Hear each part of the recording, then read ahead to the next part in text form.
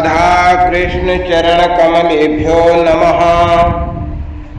वसुदेव सुतम देवम कंस चाणूरमर्दनम देवकी परमानंदम कृष्णम वंदे जगद्गुरुम। प्राप्त और अप्रतीत दो वस्तुएं हैं, प्राप्त और प्रतीत। इन दोनों में फर्क है। प्राप्त परमात्मा और प्रतीत संसार है। जो प्राप्त है वो तो दिखता नहीं और जो प्रतीत हो रहा है वो रहता नहीं। इतना अगर हम समझ जाएं तो बात बन जाए। मैं हूं, ये जो अपनी सत्ता है, अपना होनापन है, ये प्राप्त है। कारण कि जागृत स्वप्न सुषुप्ति समाधि मूर्छा, इन 5 अवस्थाओं में अपने सत्ता का कभी भी अभाव नहीं होता, परंतु ये सत्ता दिखती नहीं। जो शरीर और संसार दिखाई दे रहे हैं उनकी केवल प्रतीति हो रही है, वो रहते नहीं, उनकी सत्ता नहीं है। जो प्राप्त है उसका कभी नाश नहीं होता और जो सबको सदा ही प्राप्त है परंतु इसकी प्रतीति नहीं होती, अर्थात उसका ज्ञान इदमता से नहीं होता। जैसे आंख से संसार दिखता है पर आंख को किससे देखें, ऐसे ही सबको जानने वाला है, सबका आधार है, सबका प्रकाशक है, उसको किससे देखें। बृहदारण्यक उपनिषद में कहा गया कि विज्ञातार मरे केन विजानियात, परंतु जिससे ये संसार दिखाई देता है वही आंख है। ऐसे जिसकी सत्ता से संसार प्रतीत हो रहा है, जिसके आधार पर संसार टिका हुआ है, जिसके प्रकाश से संसार प्रकाशित हो रहा है, वही प्राप्त वस्तु अर्थात परमात्मा तत्व है। जो प्रतीत होता है वो संसार कभी एक रस रहता नहीं, प्रतिक्षण बदल रहा है। और ये कोई अपरिचित बात नहीं है, सीधी सादी सबके प्रत्यक्ष अनुभव की बात है। ये संसार रहने वाला होता तो फिर वो बदलता कैसे, परंतु इस बात को जानते हुए भी हम इसे मानते नहीं, परंतु संसार को है मान लेते हैं। जिस है से ये संसार प्रकाशित हो रहा है, जिस है के आधार पर ये दिख रहा है, उसको प्राप्त करने में बड़ी कठिनता मान ली। बड़े आश्चर्य की बात यह है कि जो नित्य प्राप्त है उसको अप्राप्त मान लिया और जो प्रतिक्षण बदल रहा है उसको प्राप्त मान लिया। यही गड़बड़ हो गई। जासु सत्यता ते जड़ माया भास सत्य मोह सहाया। यही मोह है, यही माया है कि जिसकी सत्यता से जड़ माया भी सत्य दिखाई दे रही है। परमात्मा की सत्ता से ही ये जड़ अर्थात माया अर्थात संसार मूर्ता के कारण बिल्कुल ठीक और सत्य दिख रहा है। मूर्ता के कारण ये सत्य भले ही दिखे पर वास्तव में सत्य है नहीं। इस संसार को देखने वाली इंद्रियां, मन, बुद्धि और दिखने वाला ये संसार, ये दोनों एक ही जाति के हैं।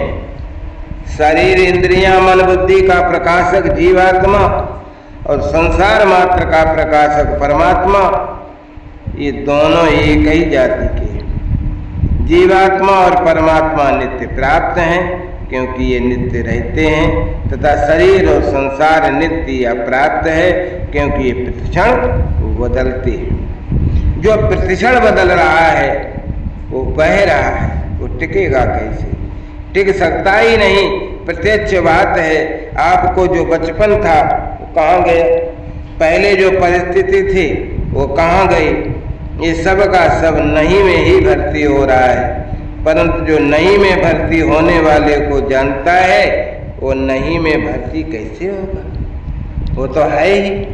ये दो नहीं हो तो फिर नहीं को जानेगा कौन? जो नहीं को जानने वाला है उसकी प्राप्ति के लिए क्या करे? कुछ न कर। कुछ नहीं करने का अर्थ आलस्य, कर्मठता, प्रमाद नहीं है। कुछ नहीं करने का अर्थ है जो है उसमें स्थित हो जाएं। आत्मसंस्थम मना कृत्वा न किंचिदपचिंतयेत। तात्पर्य ये है कि जो आत्मा सर्वत्र गया हुआ है, अतीत सर्वत्र गच्छति इति आत्मः, अर्थात जो सर्वत्र परिपूर्ण है, उसमें स्थित होकर के कुछ भी चिंतन न करें। कारण कि परमात्मा का चिंतन करोगे तो अपनी स्थिति से नीचे आ जाओ। परमात्मा को अपने से अलग मानने पर ही चिंतन होगा, क्योंकि चिंतन में जिसका चिंतन किया जाए वह और चिंतन करने वाला और दोनों अलग अलग होते हैं। इसलिए है में स्थित होकर चुप हो जाए, ये बहुत बढ़िया साधन है। चुप होने से मैं अपनी स्वतः सिद्ध स्थिति का अनुभव हो जाएगा। इस स्वतः सिद्ध स्थिति को ही गीता ने स्वस्थ कहा है।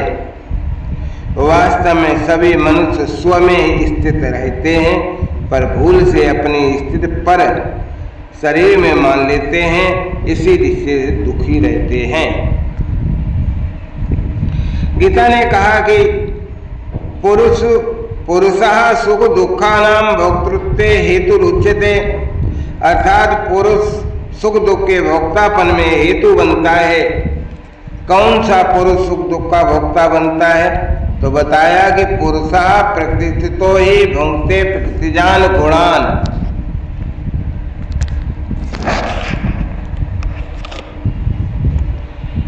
कौन सा पुरुष सुख दुख का भोक्ता बनता है?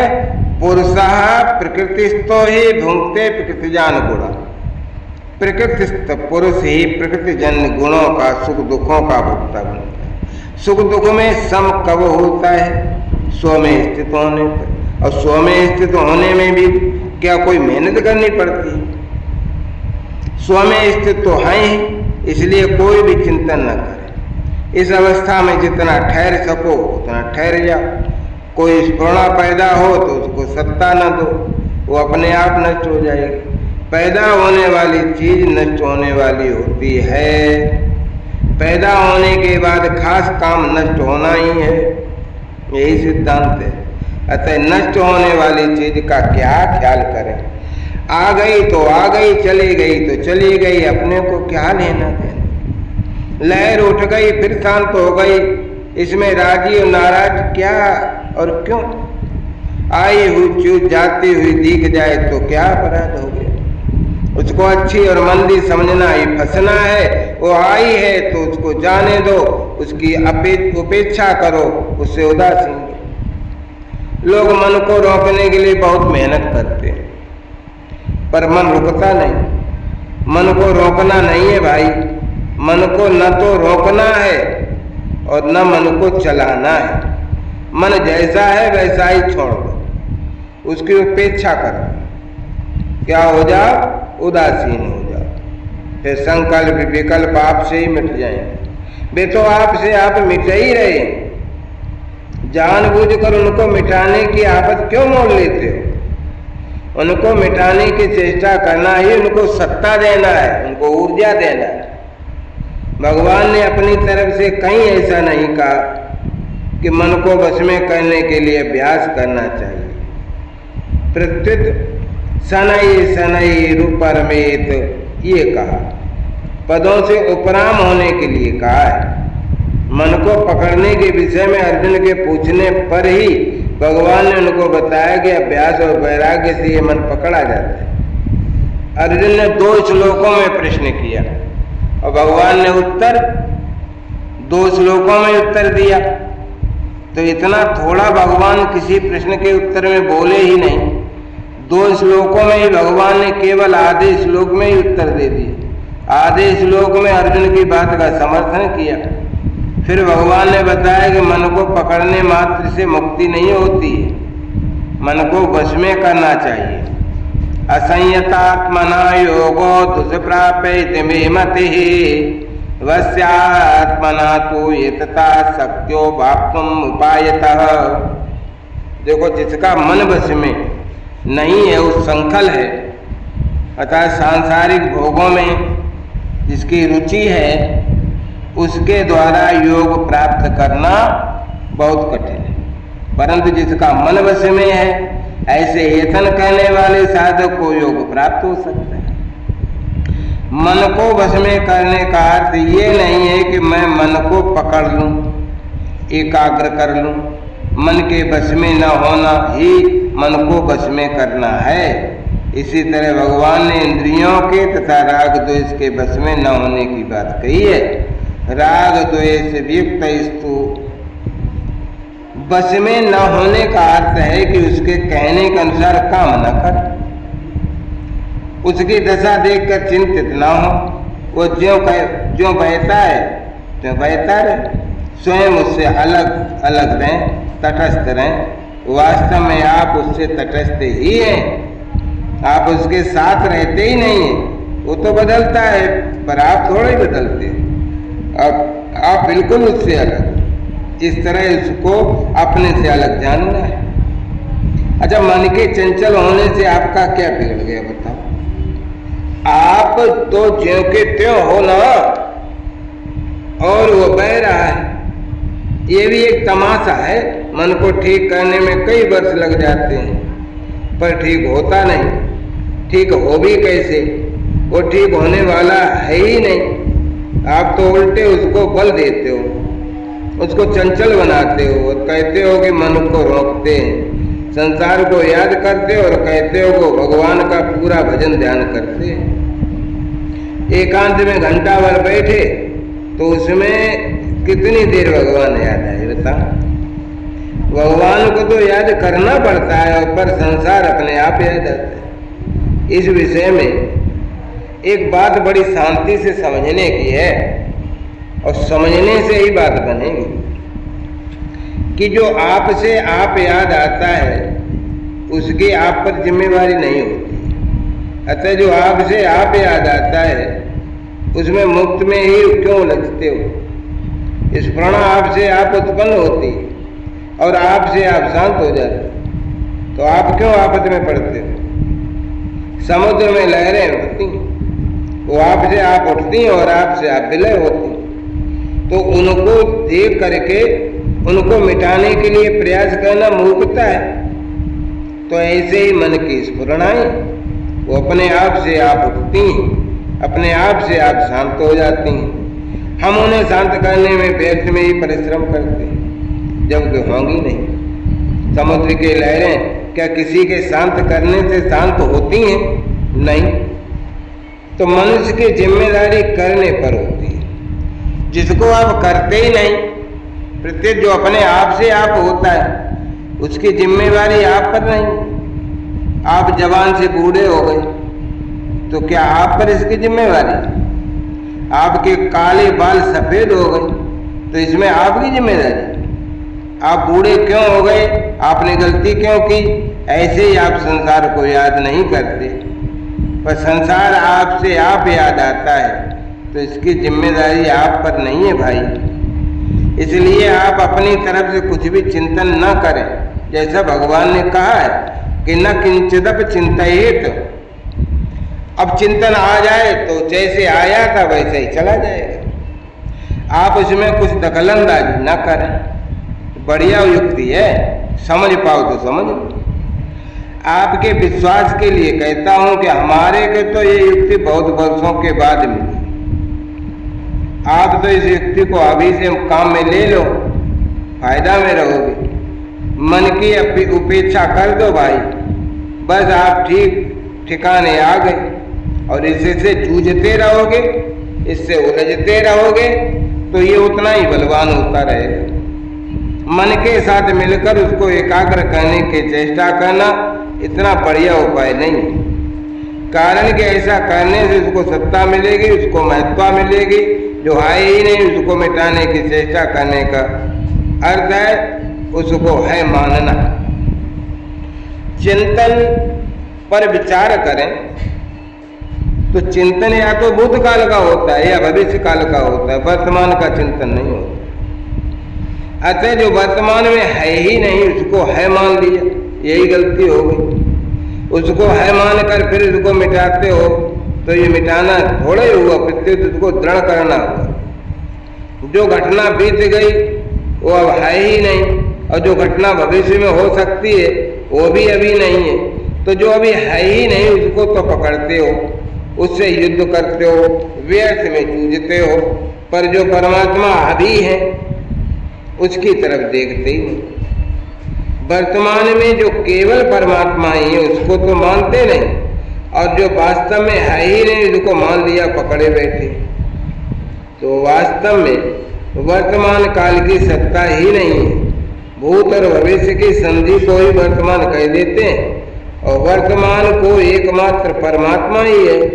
भगवान कहते हैं वेदाहम समतीतानि वर्तमानानि चार्जुन भविष्याणि च भूतानि माम तु वेद न कश्चन। जो प्राणी भूतकाल में हो चुके हैं, जो वर्तमान में है और जो भविष्य में होंगे, उन सबको मैं जानता हूं, परंतु मेरे को कोई नहीं जानता। तो यहाँ जो अहम वेद आया सब, इन पदों से केवल वर्तमान काल का प्रयोग करने का तात्पर्य है कि परमात्मा के लिए सब कुछ वर्तमान ही है। अतः वर्तमान में सत्ता रूप से एक परमात्मा ही है, और अब उसका चिंतन क्या करें, उसमें ही पूरे डूबे रहें, पूरे के पूरे। तो हमारा है, वह हमारा है, हम उसके हैं, वो हमारे हैं। क्षेत्रज्ञम चापिमाम वेत्ति सर्व क्षेत्रेषु भारत। अब उसकी प्राप्ति में कठिनता किस बात की बताओ?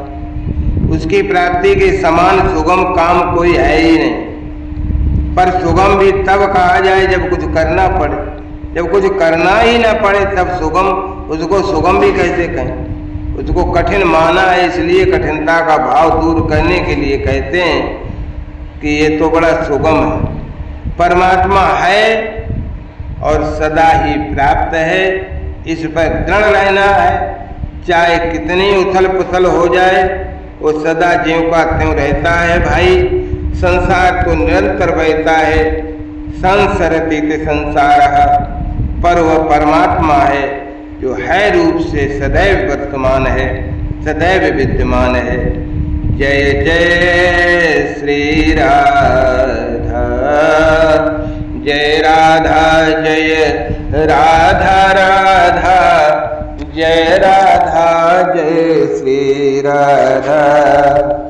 जय कृष्णा कृष्णा, जय कृष्णा जय श्री कृष्णा।